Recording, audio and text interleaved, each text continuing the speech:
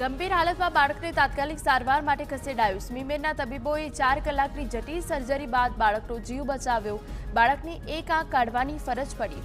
મોં પર બાળકને 100% આવ્યા। બનાસકાંઠાના પાલનપુરમાં TV9 અહેવાલની અસર કોટ વિસ્તારમાં પાણીની ટાંકીમાં દૂષિત પાણી આવ્યું હતું। દૂષિત પાણીથી 300 લોકોને કોલેરાની અસર થઈ હતી। છેલ્લા 2 વર્ષથી રાણીબાગ પાણીના ટાંકાની સફાઈ થઈ ન હતી।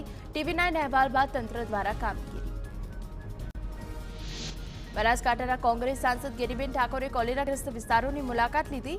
દર્દીઓને યોગ્ય સારવાર મળે તે માટે કલેક્ટર સાથે વાતચીત કરી। પાર્ટીની પ્રક્રિયા માટે દિલ્હી જવાનો હોવાથી તેમણે રાજકોટનો કાર્યક્રમ રદ કર્યો।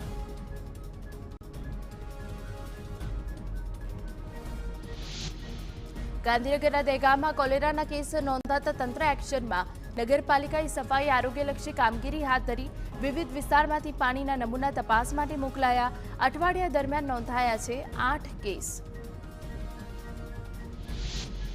આણંદના પેટલાદમાં પણ કોલેરાનો ભય। સિલવઈ ગામે કોલેરાનો એક પોઝિટિવ કેસ નોંધાયો। સિલવઈ ગામ અને આજુબાજુના 2 કિલોમીટરના ગામ કોલેરા ભયગ્રસ્ત જાહેર। કલેક્ટરના જાહેરનામું પ્રસિદ્ધ કરી જરૂરી પગલાં લેવા આદેશ।